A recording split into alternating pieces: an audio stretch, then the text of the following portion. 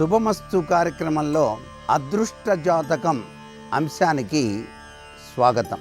మనిషి జీవితంలో అదృష్టము దురదృష్టము కొన్ని సమపాళ్లుగాను మరికొన్ని అధికవంతమైనటువంటి ప్రభావంతోనూ ఉన్నప్పుడు, అదృష్టం బాగా ఉన్న కాలం కలిసి రానప్పుడు ఆ కాలాన్ని కలిసి వచ్చేటట్టుగా అదృష్టాన్ని తమ వంతుగా అద్వితీయమైనటువంటి గుణగుణాలతో ఖ్యాతిని గాంచడానికి, ఐశ్వర్యాన్ని సంపాదించడానికి దశ తిరిగేందుకు ధరించేటువంటి ఉంగరాలు కూడాను మనకు సహకరిస్తాయి. అదృష్ట జాతకరీత్యా దశ తిరిగేందుకు ధరించేటువంటి ఉంగరాలు పార్వతీదేవి యొక్క దివ్యవంతమైన అనుగ్రహ కరుణాకటాక్ష వీక్షణాలు అని మనకు శాస్త్రవచనం తెలియజేస్తోంది. ఆ చక్కని తల్లి పాదాలకు ఉన్నటువంటి కాలి పట్టాల నుంచి జారి పడినటువంటి ఆ అదృష్ట రత్నాలే ఈ భూమిలో వ్యక్తికి అదృష్టాన్ని కలిగించడానికి ఏర్పాటు చేయబడినటువంటి విశిష్టవంతమైనవి రత్నాలుగా మనకు శాస్త్రాలు అభివర్ణిస్తున్నాయి. వీటిలో జాతకరీత్యా కొంత, సంఖ్యాశాస్త్రరీత్యా మరికొంత, అష్టసాముద్రిక రీత్యా చేతిని పరిశీలన చేసి అక్కడ ఉన్నటువంటి మౌంట్ యొక్క ప్రభావాన్ని అంచనా వేస్తూ ఏ రత్నం ధరించినట్లయితే అదృష్టం త్వరగా వచ్చి తీరుతుంది అని చెప్పేటువంటి విధి విధానాంశాల రూపేణ కూడాను ఈ యొక్క దశ తిరిగేందుకు ధరించేటువంటి రత్నాల యొక్క ప్రభావం ఎంతగానో మనకు సహకరిస్తుంది. ఒక వ్యక్తి జాతకంలో గురుగ్రహం సరిగా లేనప్పుడు ఆ జ్ఞానవంతమైనటువంటి ప్రభావంలో తెలివితేటలు ఉన్నప్పటికీ కూడాను రాణించలేని పరిస్థితులు ఎక్కువగా ఏర్పడినప్పుడు, అతని జీవన సరళిలో తెలివితేటలు ఉన్నప్పటికీ కూడాను అదృష్టం అనేటువంటిది కలగక వివిధ రంగాలలో అభివృద్ధిని సాధించాల్సిన అతని యొక్క నైపుణ్యత నివురు కప్పిన నిప్పులా ఉన్నప్పటికీ అతని శక్తిని మరింతగా పెంపొందించడానికి మనకు సహకరించేటువంటి అపూర్వ రత్నం పుష్యరాగము లేక కనక పుష్యరాగము. కనక పుష్యరాగము అనేటువంటిది ఎక్కువగా ధరించేటప్పుడు చూపుడు వేలుకు మాత్రమే ధరించాలి. అది గురుగ్రహానికి సంబంధించినటువంటిది.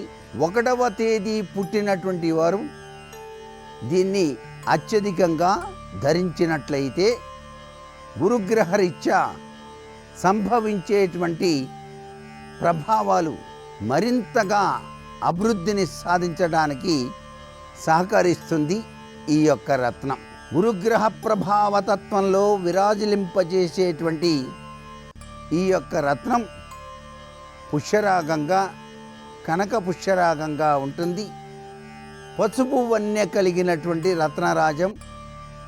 ఈ రత్నరాజాన్ని ధారణ చేసేటప్పుడు తప్పనిసరిగా చతురస్ర ఆకృతిలో మధ్యలో ఆ రాయిని బిగింపజేసి చూపుడు వేలికి గనక గురువారం నాడు ఆవు పాలతో తడిపి గనక ధరించినట్లయితే గురుగ్రహరీత్యా సంభవించేటువంటి ఒడిదుడుకులన్నీ కూడా తొలగిపోయి దేదీప్యవంతమైనటువంటి అదృష్టంతో జీవనం సుఖ సంపదలతో తులతూగడానికి ఈ యొక్క కనక పుష్యరాగము అనేటువంటిది చక్కగా సహకరిస్తుంది. ఇది చాలా విశేషకరమైనటువంటి ప్రభావాన్ని ఇస్తుంది. దీనివలన అనేక రంగాలలో అభివృద్ధిని సాధించడానికి కూడా ఆస్కారం ఉంటుంది. అలాగే చంద్రగ్రహతత్వం తక్కువగా ఉన్నప్పుడు చంద్రుడు మానసిక అశాంతిని కలిగింపజేస్తాడు కదా. మనసు హాయిగా ఉండాలి అనుకున్నప్పుడు చంద్రగ్రహం చాలా చక్కగా పనిచేయాలి.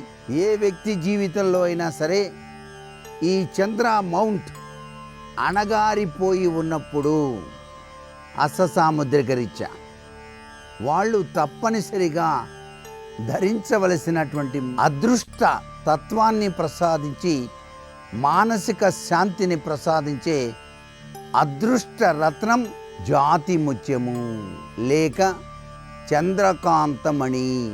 జాతి ముత్యాలు సముద్రంలో ముత్యపు చిప్పలో లభ్యపడతాయి. ఇవి చాలా చూడటానికి విశేషవంతమైనటువంటి ఆకృతి కలిగి అందంగా ఉంటాయి.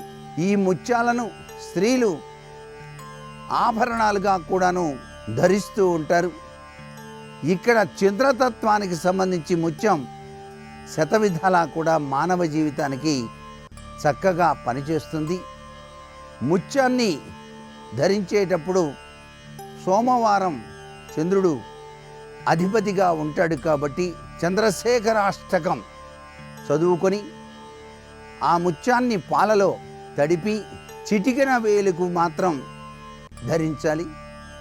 చిటికెన వేలికి ముత్యాన్ని కానీ లేక చంద్రకాంతమణిని కానీ ధరించినట్లయితే ఆచి తూచి అడుగు వేసేటువంటి లక్షణాలు వస్తాయి.